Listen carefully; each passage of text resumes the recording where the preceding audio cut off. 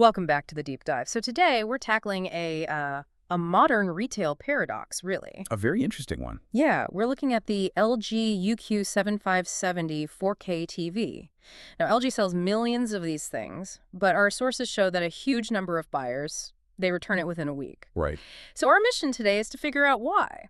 Why is this TV both a massive success and, for many, a major disappointment? It's that classic clash of marketing hype versus design compromise. On paper, it hits all the right notes. Oh, absolutely. The Alpha 5 Gen 5 AI processor, 4K upscaling, HDR10 support. Yeah, it sounds like a fantastic deal.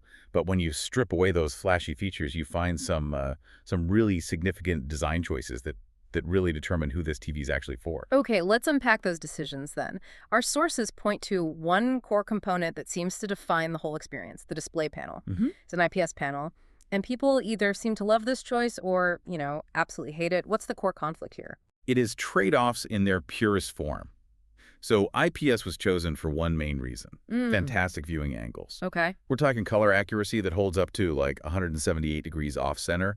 If you've got a big family on a wide couch, that's a huge plus. So that solves the bad seat problem for movie night. But where's the compromise? What's the unavoidable technical trade-off LG had to accept to get that wide angle? It's contrast. Yeah. That is the fundamental weakness of IPS technology.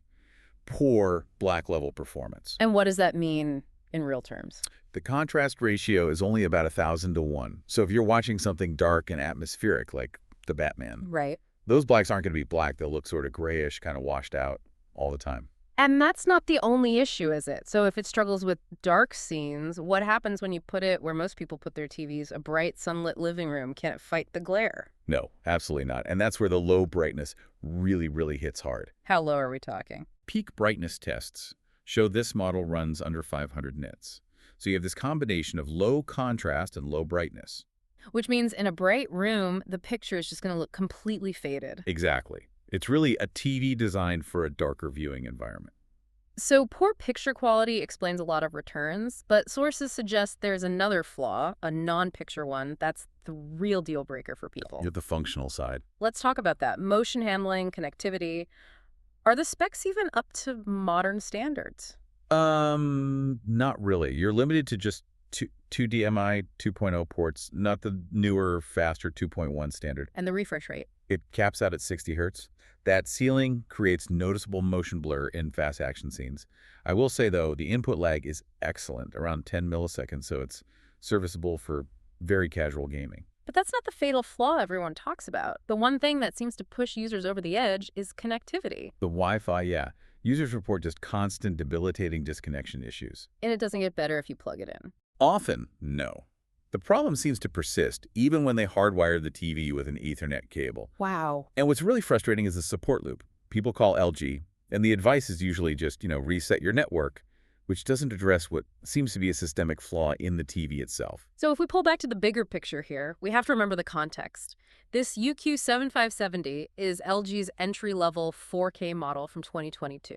It was built to hit a very specific, very low price. And at that price, the competition is fierce. The sources point out that the Samsung CU7000 is similarly priced, but it gives you much better contrast. It just handles bright rooms better. And if you can spend a little more. For about $100 more, you could get a Hisense U6K.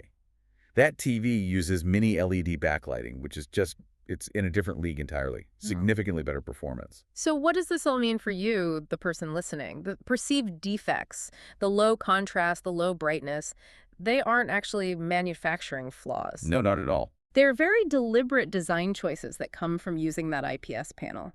They only become failures when you put the TV in the one place most people have. A bright living room. And that brings up a really important question you should always ask when you're shopping. Yeah. How often does the marketing focus on buzzwords like AI optimization while totally ignoring the critical specs? Like the panel type or the peak brightness? Exactly. The specs that define how a product will actually perform in your home, in your specific environment. You should always demand to know the trade-off.